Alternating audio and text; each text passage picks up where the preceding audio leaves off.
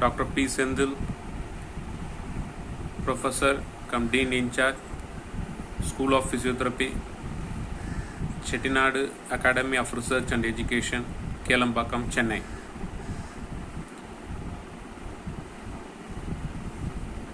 In this lockdown period, we all are busy with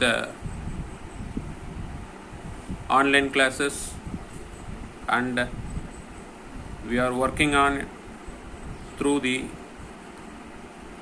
online mode. Now the teaching methodology itself has been totally changed. So on behalf of this lockdown period, I want to take a small topic on clinical teaching methods.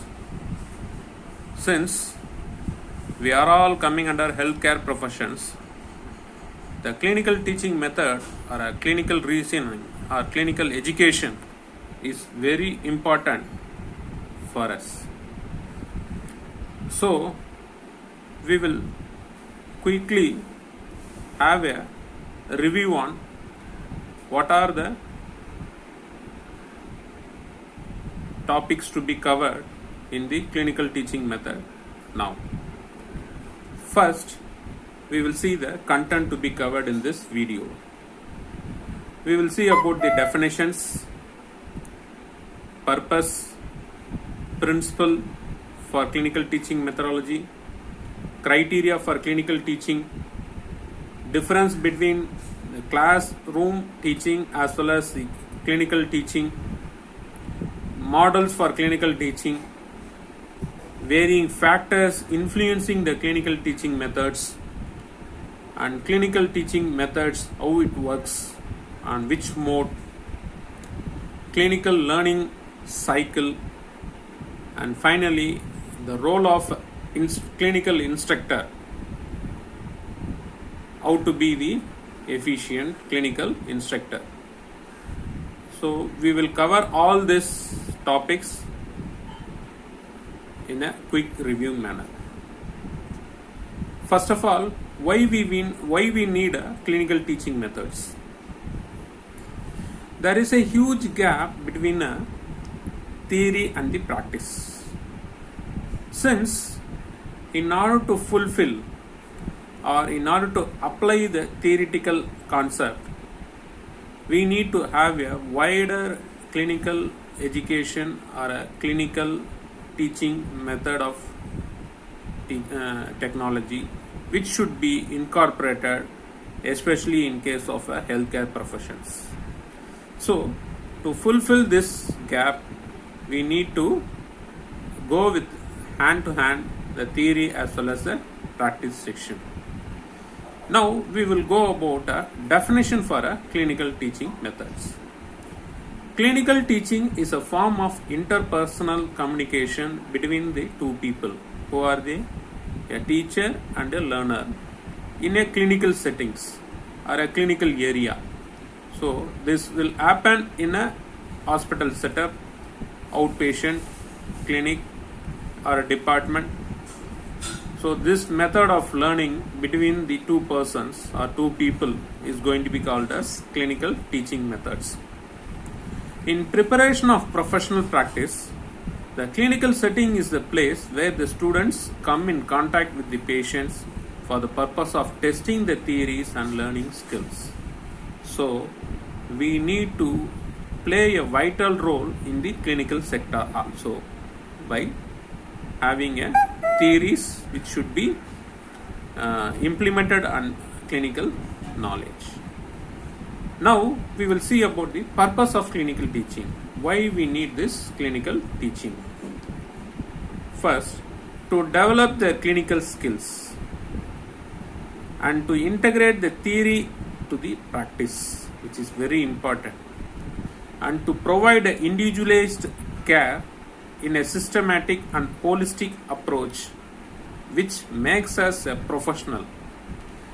Assist with their socialization into practice-based professions. Very important. So we can accommodate to the social culture and the situation where we have been living in the community, it can be easily approached through the practice based professions. And the other purpose is to collect and analyze the data. This is also very important, where the gap between the theory and the practice can be fulfilled by utilizing these data and making as evidence based practices.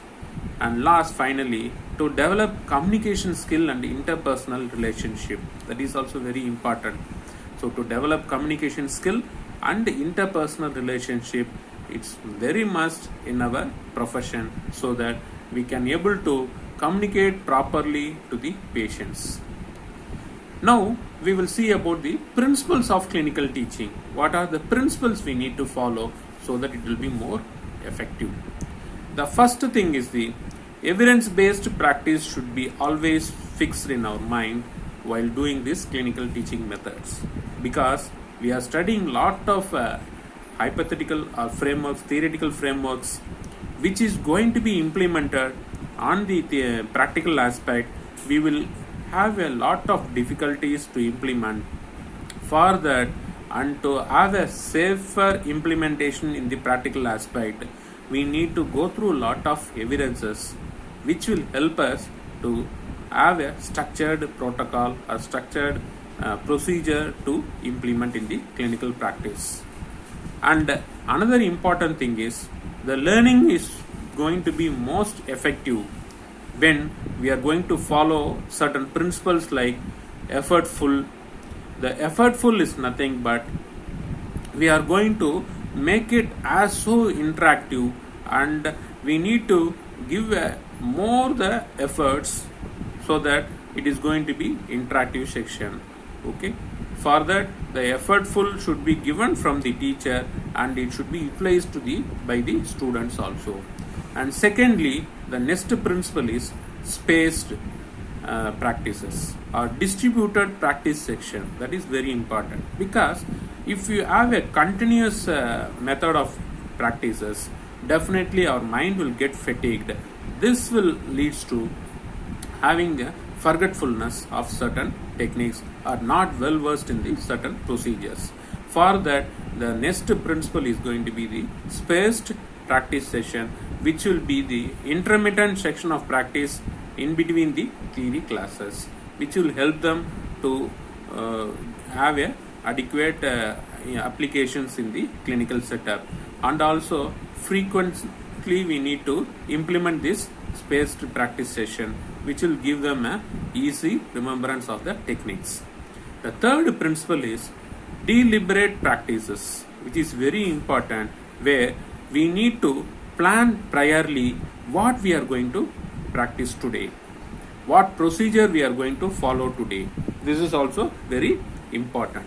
So the structured treatment, which is going to give us one of the important principle in the clinical teaching methods. Next, the fourth principle is interleaved, otherwise known as multiple skills and preparations. We need to have a varying aspect of implementation and preparation of the laboratories. For example, if you want to teach the students about the CPR, we need a skilled lab, we need the demo modules, which is going to be implemented properly. The fifth one is the followed by frequent sessions. So regular assessment and practice, which will give us a very good outcome of the clinical teaching methods. And last, finally, timely feedback. That is also very important. The timely feedback, which will give us a proper conclusion about our methods, how we have been implementing. Even it can be in the patient or in the model, and we can observe the feedback from the models of the patients, thereby which can be documented, thereby the same procedure can be utilized. What are the guidelines? Now we will see about the, so far we have seen the principles, we will see about the guidelines for selection of clinical teaching methods. The first thing is we need to must be appropriate to the objectives, what we are going to do today. the objective should be fulfilled successfully. And second guidelines is must be in accordance with principles of learning, what we are going to learn, that is very important. And next one is the accordance with capacity of the student, that is very important, how much the student. And the fourth one is the accordance with the availability of the resources, whether in case of CPR the manicure is there, we can implement and demonstrate them, and thereby we can directly implement into the patients. So all these resources should be uncovered. And finally must be accordance with the teacher's ability to use it effectively and creatively, that is very important. So always the teacher should be a role model, then only this clinical teaching method will be successful.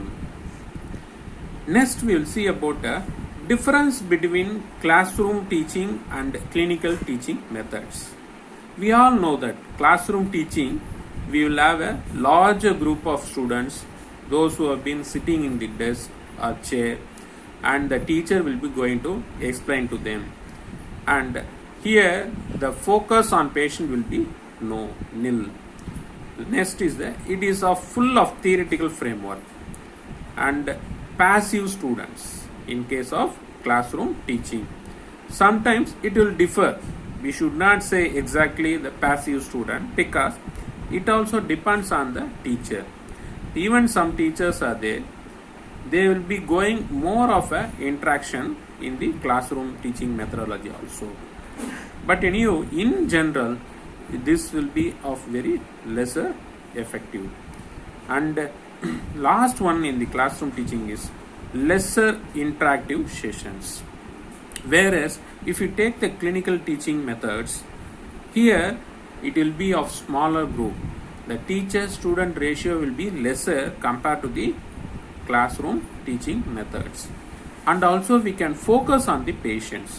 Whatever the theoretical framework, hypothesis, we can implement and utilize on the practical exposure of the patients. And application of the knowledge. So clinical application, very important. We can gain the application knowledge so that we can get the confidence. Professionalism will be getting improved. Next important thing is clinical reasoning. We can have a application of the knowledge, and thereby we can find out what are the reasoning, where we have been poor, where we can improve, what is the outcome. So we can go with a proper clinical reasoning, which will give us a very clear picture of practice. And next one is the active students. They will be more of interested to do certain procedures, and they will be more of a active to participate. And another last one is the more interactive sessions. This will give them a more interaction because of a lesser the student ratio. The learning interest is also going to be improved. So this will give them a very good platform to apply. The next topic is going to be the models of clinical teaching. Here I don't want to explain in detail, just I will tell the heading alone. Here there are three models are there. First one is a traditional model, second is a preceptor model, third is a associated or partnership model. Next topic is going to be the factors influencing clinical teaching. Now we'll see varying factors which is going to interfere. The first point in this topic is group interaction skill, very important. So we need to be having a very good skill to interact the students on each application. The next point is a clinical supervision skill. This is very important. The teacher can be explaining in a classroom theoretical concept, but once he has been more expertised in the clinical area, then only he can able to do this clinical supervision skill. And third point is clinical competence and professionalism, very important. We need to behave like a profession and follow the certain ethics and guidelines, then only we can be the role model for our students. The fourth point is the knowledge and analytical skill. We need to analyze, we need to go through varying conditions which has been studied in the theory aspect, which can be discussed in the practical. Thereby we can get a proper solution of diagnosis as well as the implementation of the techniques. The fifth one is organization and clarity of presentation. Once you have been analyzing skill has been improved, the knowledge has been there, you can get a very clear picture what you are going to do. So that clarity of presentation will comes once you have learned all the above headings. The finally last one, the factor which is very important is enthusiasm and simulation of interest. So we need to be more of enthusiastic, and even we need to set, even though we are so experienced, each day we are seeing a patient, we need to think that this is our newer case. Then only we will get this interest, and we will be of more careful and precautionary while applying our procedure. Now we will see varying methods of clinical teaching. What are they? First one is bedside clinic, which is very important, where we can focus on patient-centered discussion among a student and teacher lesser groups. Ward rounds. This is also going to give a clear picture of knowledge while how the patient has been after certain procedure, after certain protocol, and how the prognosis, all these things can be discussed on the ward rounds. Next type is the reports and documentation. This is also very important. Even the newer the students which have been posted in the clinical posting, first they need to know how to read the case record, how to read the case file of the each patient, what are the common words that will be incorporated in the case record, and how to report our intervention on the case record, so that this will give us a proper communication among the healthcare professions. So this is also very important. All the students should learn about this documentation thing also. The next thing is the case study and discussion. Very important. Once we have seen the cases, we need to allot a case study to the each individual students. Thereby they can gain how much we can diagnose, how much the intervention protocol is going to be right, and even while discussing about that cases, we can get a wider knowledge of gaining practical implementation, which will give us a clinical reasoning too. And next one is the journal discussion, which is going to give us a evidence-based practices. Always we need to fix a frequent journal discussion club, which is going to update our knowledge and procedures. And next, evidence-based practice. If we are going to follow all these things, case studies, case discussion, journal discussion, thereby we can promote a evidence-based practice as well as the updated applications. Next, last one of the clinical teaching methods is community or field trip. This is also very important for the healthcare professions, where the community trip, which will give us a varying exposure of the socio-economic status of the patient, the condition of the patient and the environment, which is very important to control certain diseases. Next topic is the clinical learning cycle. This is very important, where first, so far we have seen a definition of the clinical teaching method, varying principles, guidelines, all these things.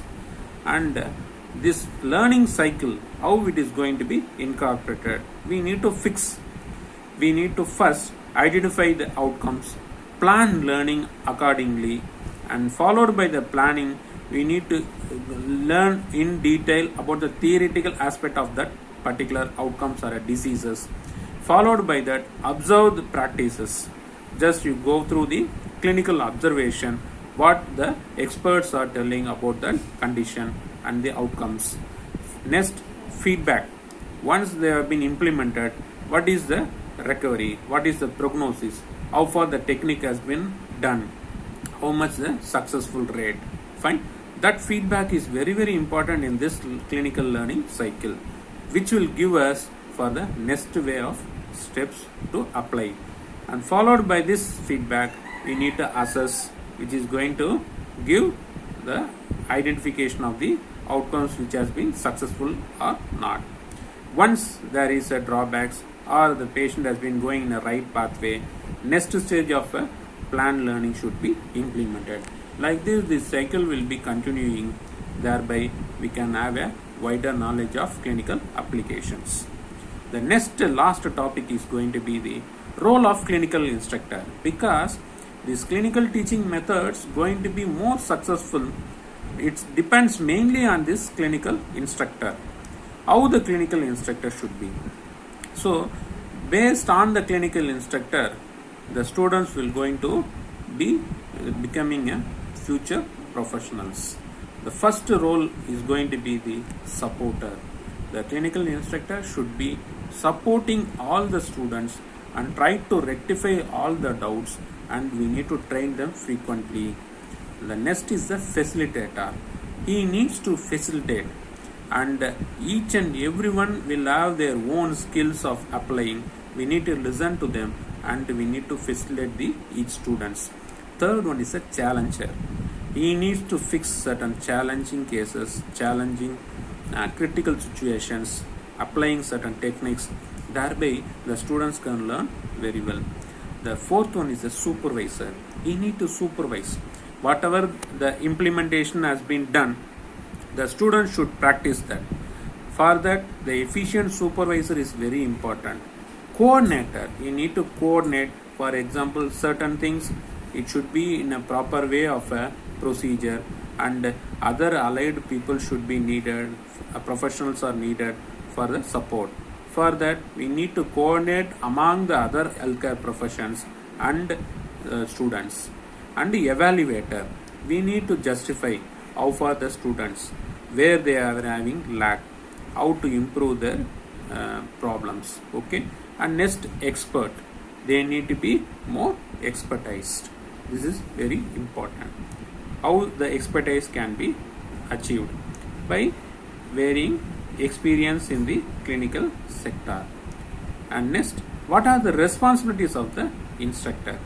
He need to set objectives, standard of practice, develop evaluation tools, should take permission from the institute, prepare master rotation plan, avail clinical area, direct and supervise the students, demonstrate the techniques, procedure to develop skill and confidence of the student, analyze the difficulty and guiding the students, encourage, motivate and inspire students, maintain strict discipline, maintain students' record, example, duty schedule, assignments, evaluation tools, clinical teaching, and performance of the student should be improved. Thus, we have seen so far the clinical teaching methods and how should be guidelines and learning cycle methodology, and the importance of clinical instructor, its role and responsibility, which is going to be more useful for the students. And thank you once again for viewing this videos. Take care and stay home safely. Thank you.